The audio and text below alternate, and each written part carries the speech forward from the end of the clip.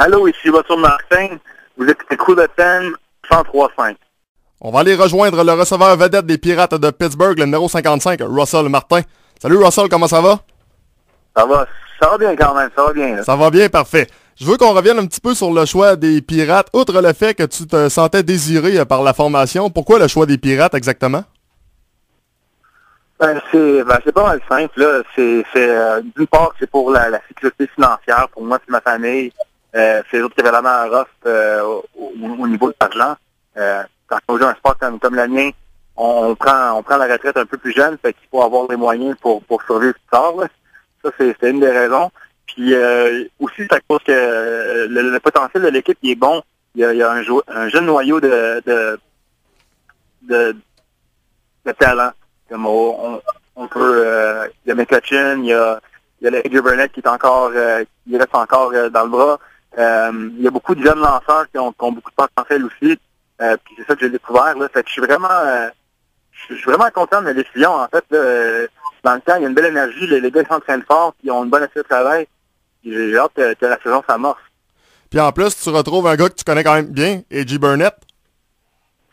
Oui, absolument. Mais le AJ que je connais à New York, c'est pas vraiment le même que j'ai rencontré ici dans le camp des Pirates. Ah non? Non, il est pas mal plus concentré. Il a l'air plus focus. On dirait qu'il est un peu plus heureux aussi de jouer à la balle. Là. Fait que c'est un petit peu...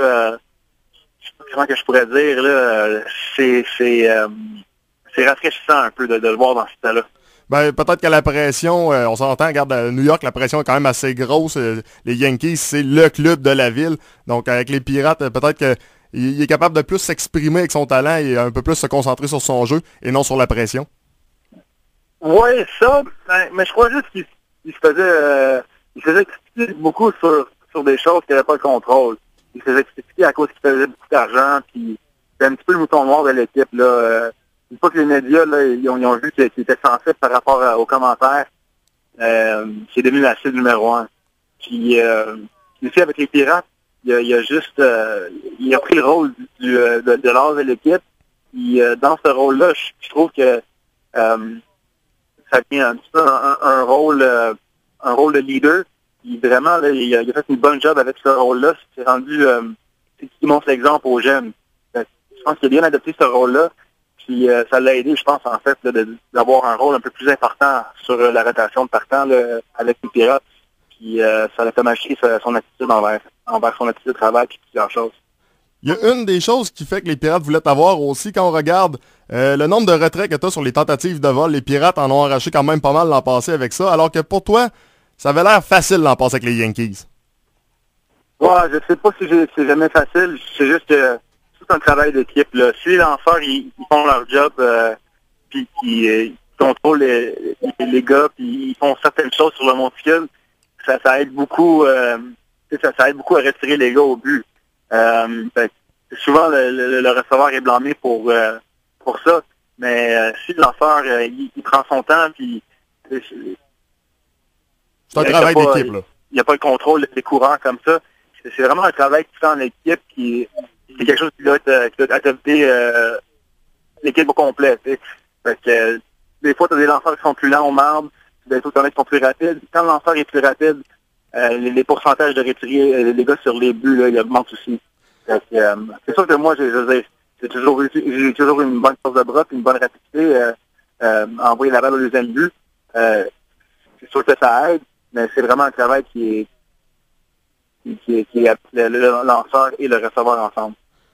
Il y a une chose aussi que je veux qu'on parle, Russell. Je t'avais lu quelque part, tu disais comme de quoi que cette année, les coups de circuit, c'est bien beau, mais tu aimerais vraiment améliorer ta moyenne au bâton, frapper plus de coups sûrs, faire plus produire des points, et moins y aller un peu pour le gros coup. Est-ce qu'il y a des choses que tu as changées dans ton entraînement?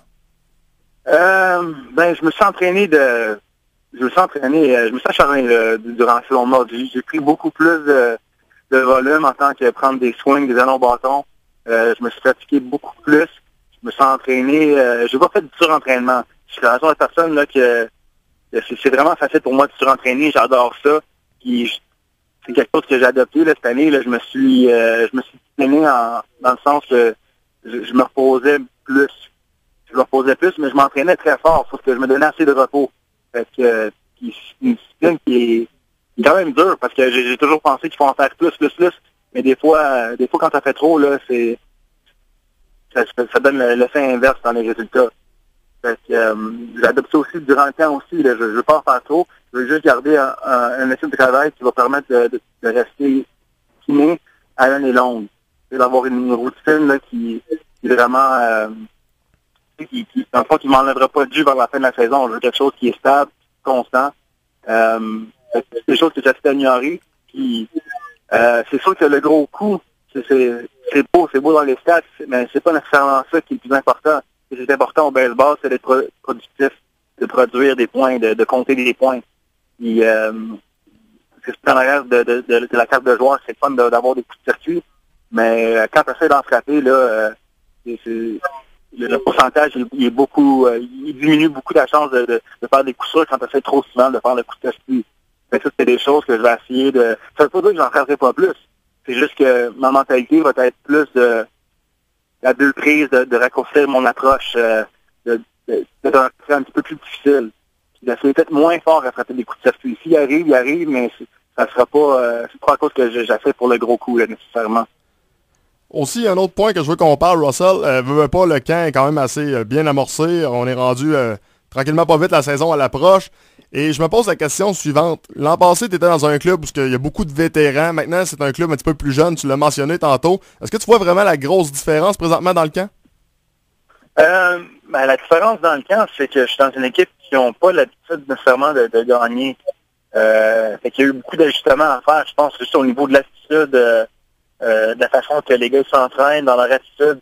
Le talent, il est là. Surtout au niveau des lanceurs, c'est la première fois que je vois autant de bras puissants dans un camp d'entraînement. Sauf que la chose qui est la plus importante, c'est vraiment l'attitude. Qu'est-ce qui contrôle le corps, c'est la façon de penser. C'est vraiment ça qui est important.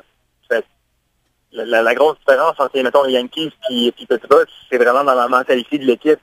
Il faut vraiment que l'équipe ait confiance en soi, dans le sens que on sait qu'on a du talent, on sait qu'on va être bon, on sait qu'on va gagner. C'est là qu'il faut avoir dans le camp. Puis, c'est quelque chose c'est un travail qu'il faut faire. Faut qu'on travaille à ça à chaque jour. Mais d'après moi, avec l'attitude qu'on a présentement, la façon dont on s'entraîne, il y a des belles choses qui vont se passer. Bref, c'est un changement de mentalité que vous êtes en train de faire pour, justement, tu sais, quand tu veux être un gagnant, il faut que tu penses en gagnant. Il faut, ça c'est sûr, ça c'est certain.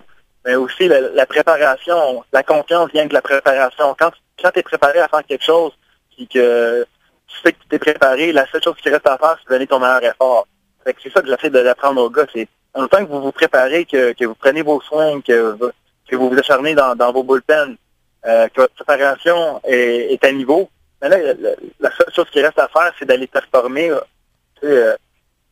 Juste l'effort de la performance, c'est ça qui est important, parce qu'on peut pas toujours contrôler le résultat ou le score du match, mais on peut toujours contrôler notre effort. Fait que si on donne toujours notre meilleur effort avec la meilleure préparation, ça améliore nos chances de gagner. Ça, c'est sûr. Ça, c'est des choses qu'on peut contrôler qui sont importantes, d'après moi. La classique mondiale de baseball, on croyait bien t'y voir, finalement, t'as eu un empêchement, ou qu'est-ce qui s'est passé? Peux-tu nous révéler un peu les détails de la raison du pourquoi, là? Le pourquoi, il y a plusieurs raisons. Première raison, c'est que mon corps, je connais mon corps, puis je suis juste pas prêt à me mettre en arrière du membre, puis être le catcher partant pour l'équipe du Canada. Ça, c'était une chose que je savais. Je savais que être le receveur partant pour l'équipe du Canada, c'était pas quelque chose que j'allais avoir du plaisir à faire, à cause que c'est des lanceurs que je connais pas beaucoup. Fait que là, en peu de temps, il faut apprendre tous les lanceurs, il faut apprendre c'est quoi leur force, leur faiblesse. Après ça, c'est le plan de match avec des lanceurs que je ne connais pas tant que ça. Fait que c'est vraiment beaucoup de travail dans un peu de temps. Fait que moi, qu'est-ce que j'avais comme idée, c'est à cause que le Canada n'avait pas nécessairement de profondeur au niveau de l'arrêt-court. C'est sûrement la position que c'est la position que j'aime le plus au monde, l'arrêt-court. Depuis que je suis jeune, le monde, c'est sûr que le monde, ils ont jugé, ils étaient en ça, les gens à l'arrêt-court, voyons donc, c'est quoi cette affaire-là?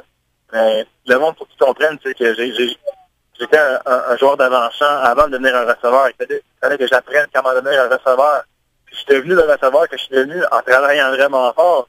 Mais quand que je m'en vais à la récolte, puis il a fait des roulants, j'en vois pas beaucoup qui ont les mêmes mains que moi là, dans le monde. Là. J'ai pris des roulants avec DJ Derek Jeter, puis je trouve pas qu'il était pas nécessairement meilleur que moi à la récolte. Là.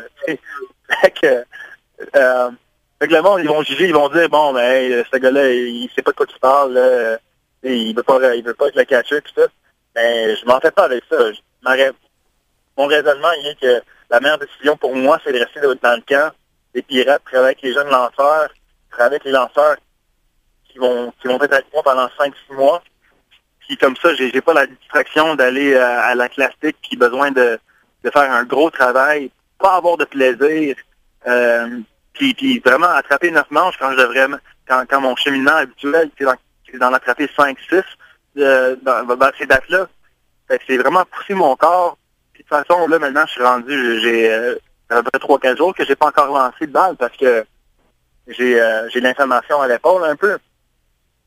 Fait que tout ça pour dire, c'est sûr que je suis désolé de pas participer, mais si j'aurais eu le green light, ça m'aurait fait plaisir de jouer à la récolte, de montrer à tout le monde mes talents à la récolte. Et ça, j'aurais vraiment eu du plaisir à faire ça. C'est dommage, j'ai pas la chance, mais on va voir dans 3 ans. Ouais, tu sais, c'est pas terminé non plus là, ta carrière. Puis je pense que la meilleure chose que tu vas pouvoir faire, c'est probablement te présenter justement avec les Pirates et avoir une excellente saison, ce que je crois que tu vas avoir. Et ça va comme fermer un peu le clapet à un peu tout le monde. Là.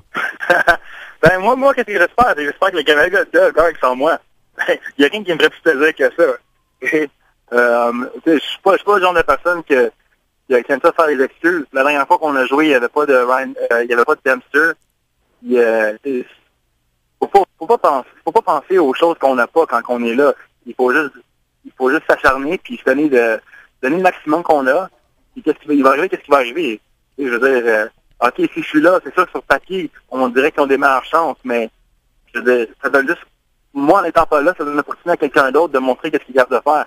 Et moi, j'ai confiance en, j'ai oublié son nom, là, en anglais, Chris Robinson. Chris Robinson, c'est un gars qui joue dans le 3A.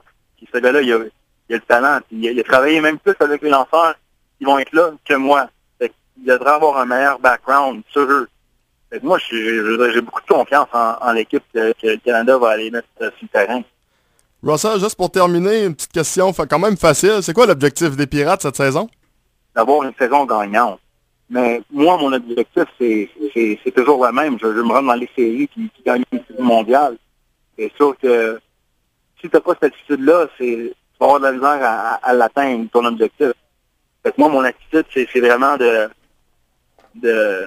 d'améliorer mes lanceurs, premièrement. Puis de petit à petit, avec le talent que j'ai vu, là, je veux dire, les séries, là, tu te rends là avec les lanceurs. C'est la seule façon de se rendre. Puis avec les lanceurs qu'on a, je crois qu'on a vraiment le talent. Je sais pas si tout le monde le croit encore, mais c'est pour ça que je suis ici, là.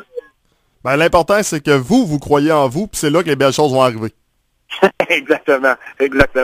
Ben, sur ça, Russell, un gros merci d'avoir accepté mon invitation. C'est un honneur pour moi de t'avoir eu en entrevue. Ben, je vous remercie beaucoup. Merci, bye-bye. All right, bye-bye. Donc voilà, c'était Russell Martin, c'est le receveur, le numéro 55, la formation des Pirates de Pittsburgh, dans le gros show, la Ligue majeure de baseball.